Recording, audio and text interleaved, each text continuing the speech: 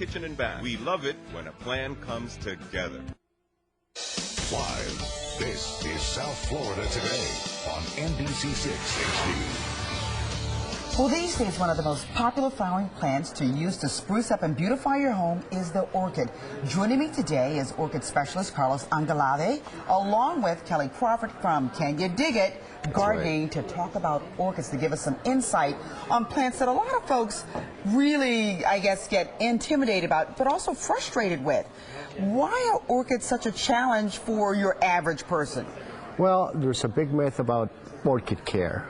Everybody thinks they're very flimsy and very delicate, and they're not.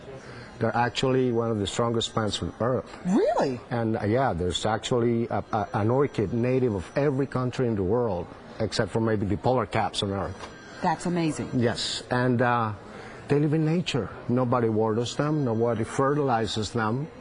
So they don't need all that help that we give them? No, they don't. They need tender, loving neglect. Tender, loving neglect. Yes. Okay, alrighty. Absolutely. One of the big problems people do, and I'm guilty of it, I believe, is overwatering.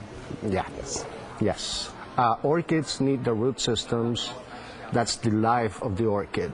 Okay? If you overwater it, you're browning it. You're killing it. So I have a very simple rule. When you have an orchid that's spotted like this, I'll hold it for you. yes, you just stick your fingers, the finger rule. The finger rule, okay. Stick your finger as far down in the pot as you can go. If you feel moisture, leave it alone. When it's totally dry, when you feel it's dry, then water it. Water it thoroughly, let it drain, very important, and leave it alone again. Okay. And Kelly, sometimes it gets so like you don't see the flowers, it looks like it's dead, and so you throw it out. No, well, that's the wrong thing to do. The right thing to do is to go ahead and remove it from its pot, Trina. Okay. Find a cozy, shady tree that gets a little bit of morning sun. Take some old pantyhose. You've got great legs. You don't need pantyhose, but maybe someone else's. And tie them right to the tree. And you want to use a water-soluble fertilizer, because once these are established, they're pretty much getting their nutrients and the moisture they need from the air and the tree that it's wrapped on. And Carlos brought up a very good point earlier that a lot of people think, oh, this is going to harm my tree. It really won't. A coconut palm, a small tree that you may have in your yard, or even a piece of wood that you can just set it in and just let it attach to with some fertilizer. Okay. Oh, you've got some beautiful species here. Can we talk, like, in particular, this is so beautiful, it just catches your eye. Absolutely. These are Phalaenopsis, okay? Phalaenopsis. And this is the most popular orchid here in the United States. It's so gorgeous. It's gorgeous, and it lasts a very long time in flower.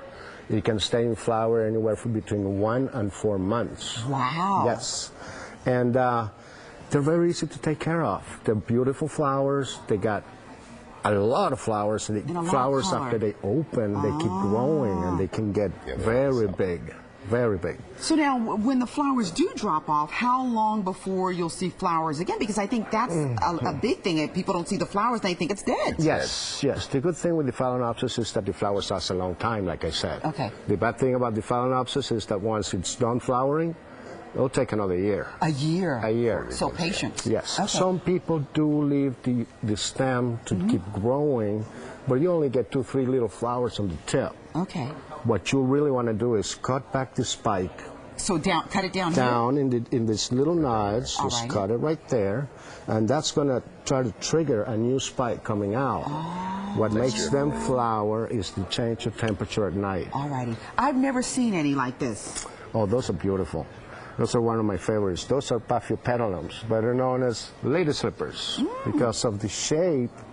It looks like a lady slipper. Just one of my favorites. One of my favorites. And that's a beautiful orchid to have indoors. Indoors, okay. Because they like a lot of shade. Yes. I wish we had more time. We're going to have to do this another time because people love orchids.